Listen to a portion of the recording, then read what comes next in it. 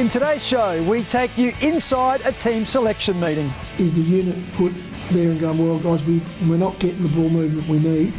Find out how the club's preparing for the next fortnight of footy. And get an AFLW update from Coach Clarke. Hi everyone and welcome to the Optus Crows Show. I'm Mark Bickley.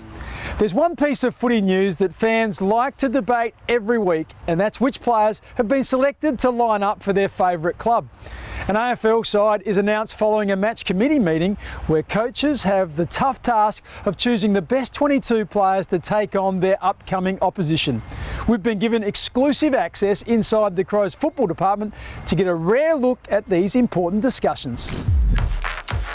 All right, what are we doing? What I do know, he's got a base under him now. He wants the ball in his hands. His craft is good. His craft is good around stoppage. Is that the right thing to do? Is the unit put there and going, well, guys, we're not getting the ball movement we need?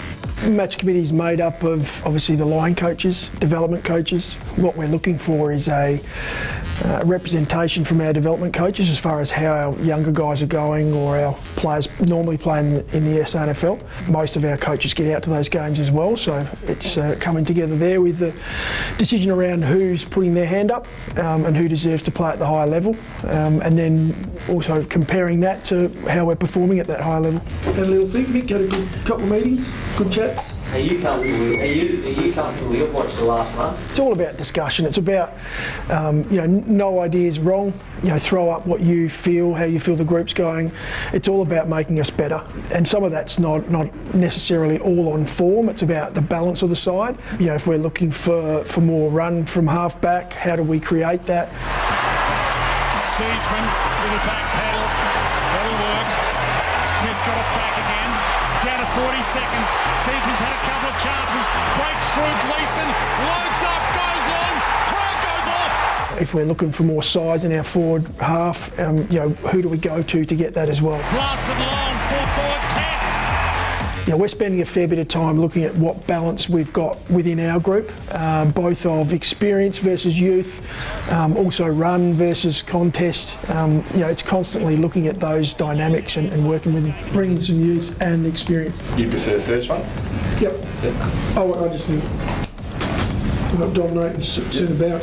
There's a number of different challenges. There's also the opposition that, it's really important to understand what's coming in that next game. What are the opposition bringing? What are their weapons? And making sure we've got answers for those. I understand what you're saying, but why should they? The devil's advocate in the room is always a good one. Just to throw up an idea or thought. I think it's a huge benefit to have different characters, different personalities in the room with different thoughts and ideas. When Ronan O'Connor was drafted by the club last year, the young midfielder had the daunting task of moving interstate from Western Australia. Luckily, Riley Knight was quick to offer the teenager a spare room at his house, and he's since become an important mentor to the new recruit. We caught up with O'Connor to see how he's settling in at West Lakes. Coming from the Waffle, it's not a full-time job. Coming here now, it's my job, so we're in here 6 days a week. Even on a day off, getting the extras done. So just finding the balance between my time off and in at the club, and I'm starting to close that gap so I'm not playing a real bad game and then a real good game. So just some consistency with my footy. Ronan O'Connor's he's been fantastic. It was my first year taking on a first year draftee, and I actually had to grow up a little bit and take him on, which was good. But like I said, he's a great kid, one that's going to be a really good player for the footy club. Even on our day off, he'd message me and say, "Oh, do you want to come down and do some touch?" So he's kind of good at like that, driving some little bit of extras. And then if I was over in the Gold Coast hub, I sat next to him while we watched the Gold Coast versus Adelaide game and just kind of analysed the game together a bit. So it's good in a sense like that because he's an experienced player, being able to sit down with him and a person I can go to if I've got any questions about game plan and the style we want to play this year. Just to see his development now over the first 6 months of being at the footy club. We actually tested bench press the other day in the gym, and he's already lifting more than me, which is pretty crazy. But he's a great kid and someone that I'm really looking forward to watching in the future. More to come on the Crows Show after the break. Find out how the club is preparing to tackle 4 games in 15 days. We've sort of worked with teams in the NBA and the EPL who are very much used to that, so we've been able to draw on their experience.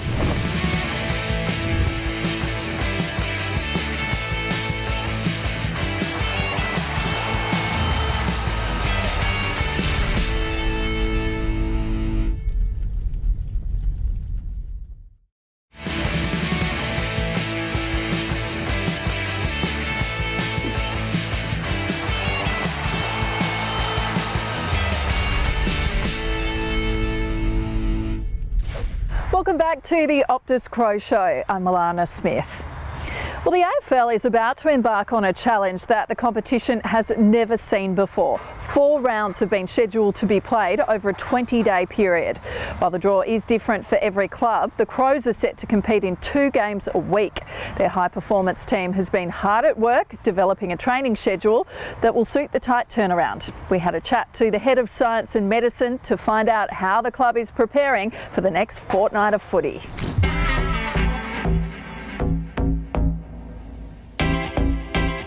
Yeah, look, this is certainly one of the challenges that COVID has brought. It's brought many over the period, and this next 16 days is right at the peak of them all. We've got 4 games in 16 days, which is obviously very unusual in our sport, in AFL. We've sort of worked with teams in the NBA and the EPL who are very much used to that, so we've been able to draw on their experiences and the sort of protocols and systems that they have in place to help their players cope with that. Look, it'll be really important to get the players moving early in the week, so game +1 and game +2. They'll be moving, they'll be doing easy tempo running, they'll be doing high volume touch and high volume skills. We'll be looking to really individualise the loads for each player. They've all got different capacities and they've got different roles to play in game day, and at the moment, at this point in time, they've got different needs throughout the week. So we'll shape their loads according to each player's own capacities and according to how they profile at the start of the week. And if we get those things right, I think the players are in a good position to cope well with the short turnaround. The medical and performance teams have worked closely with the coaches over the last month to sort of prepare a player planner, if you like, for this next 16 days to make sure that they're not on repeated 6, 5 or 4 day breaks, and that we can somewhere within that period of time give them a 10-day stretch. We've seen the writing on the wall that this is coming, and we've begun to look into that and say, well, you know, can we turn a 6-day and a 4-day break into a 10-day break for certain players? Not necessarily just our older group. It might be that a young player who's playing in his first year will struggle to get up after a 4-day break. So how do we best set our group up to get the right balance on the field and make sure our players are getting the right rest? I think the systems and processes we've got in place are as good as they can be, and I think the players are in a pretty healthy state and ready to undertake the challenges associated with these short turnarounds. But there'll be a lot of moving targets, and as we assess players from week to week, we'll just make the changes that we need to make.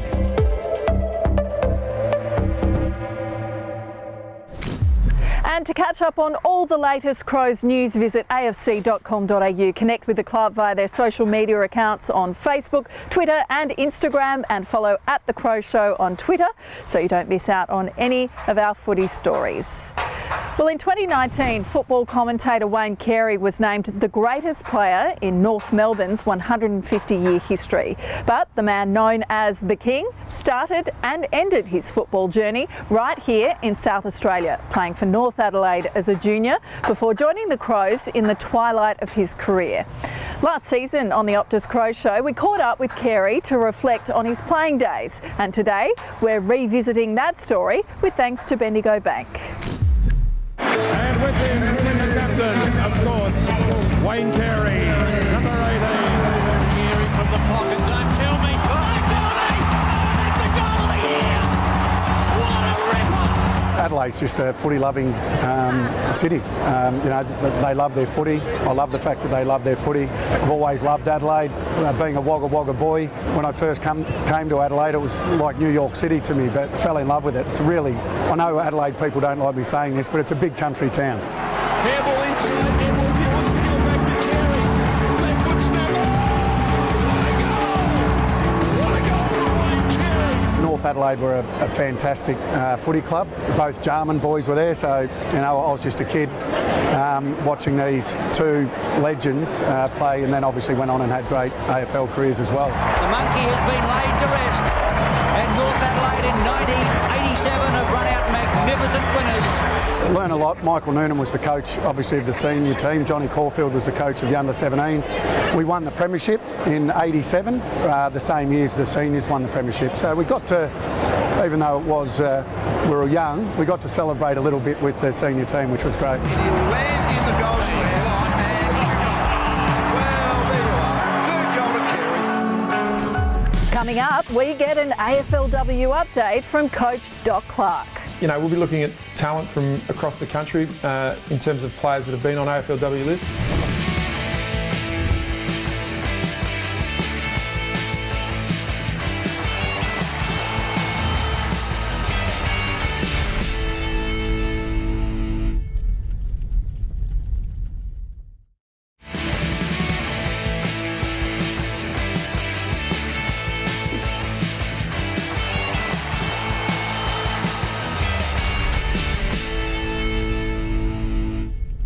Grassroots footy clubs are the heart and soul of local communities. But running these organisations requires time and dedication from a team of volunteer administrators who are always looking for new ways to generate an income to cover the club's running costs. One of these important initiatives has been Toyota's Good for Footy raffle. Today we're catching up with the Unley Footy Club to see how the fundraiser has helped to support their community both on and off the field.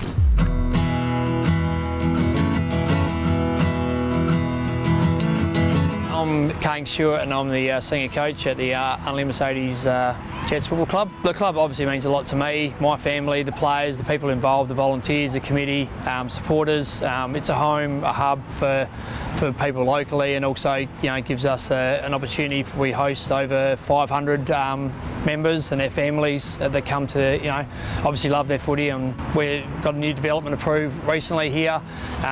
We're about 90,000 short, so we needed as much money, as much fundraising as possible. The Toyota Good for Footy raffle was great for the Unley Mercedes Jets Football Club. In the end, we raised just over 7,500, and 100% of that proceeds will go towards this development and the footy club and the people that use it.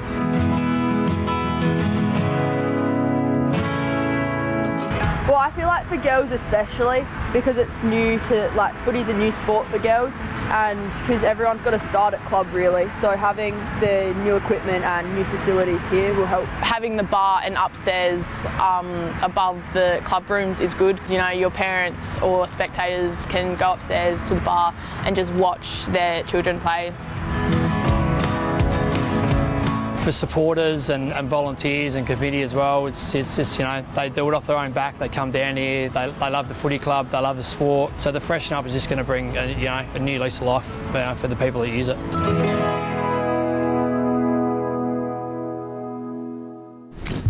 The Crows are trained at West Lakes this week before making the trip up north to play the Kangaroos on the Gold Coast. Thanks to Flight Centre, let's fly around social media to see what the players have been sharing with their followers.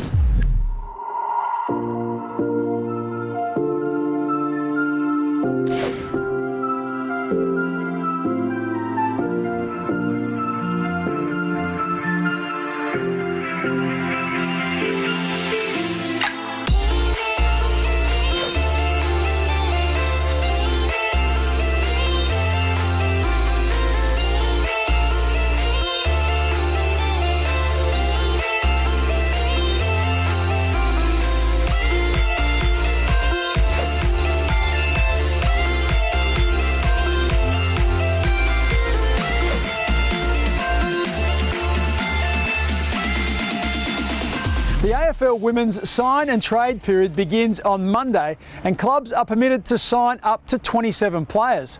With the Crows recently losing 4 players to retirement, coach Matthew Clarke believes the decisions made over the next 9 days will be integral to fielding a successful side in 2021. We caught up with Doc to discuss the preparation for next season.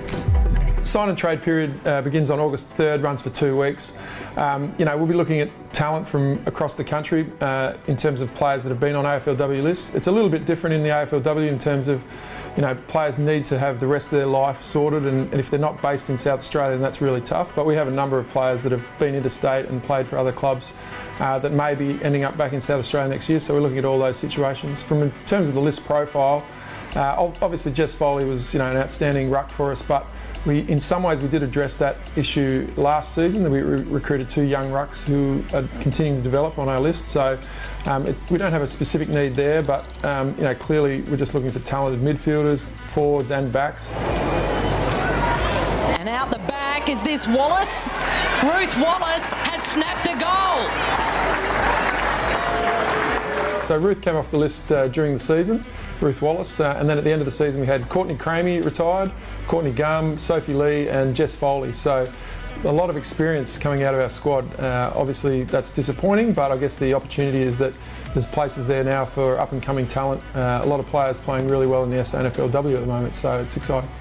Thompson, quick hands, Cramey, tight angle, bends it goalwards, Courtney Cramey, what a finish! Courtney Cramey, an amazing part of our club's culture and history. Our vice captain, played in both the premiership sides, and was a great footballer in South Australia, and was just coming towards the end of her career when AFLW came around, and was able to squeeze out an extra 4 years and have such success, and that really instrumental in setting us up. But we were fortunate in all of our retirees brought something really special to our group and have all enjoyed great success. So the next era kind of gets underway as of next season.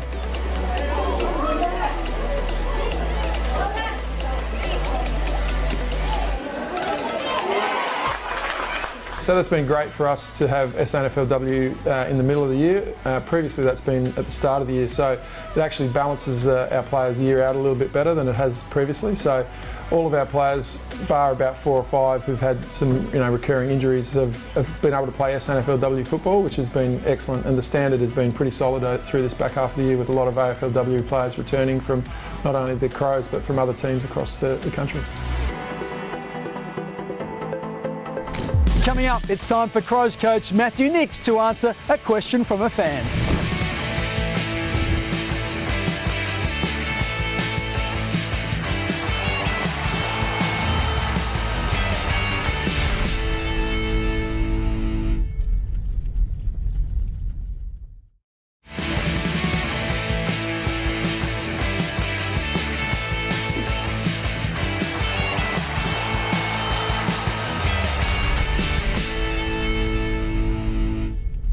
Last Sunday, the Crows narrowly missed out on recording their first win of the season against Essendon. But the nail-biting clash certainly got fans excited, and we scrolled through social media to check out some of the best reactions to the match, thanks to Optus.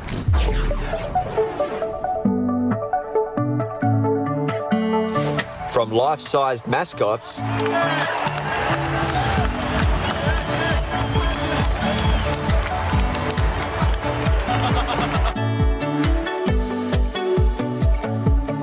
to pint-sized pooches.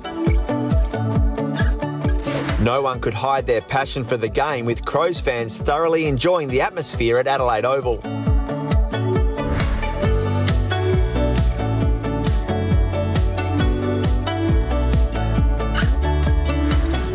Every week on the Optus Crows Show, senior coach Matthew Nicks answers a question from a fan, thanks to Thomas Farms.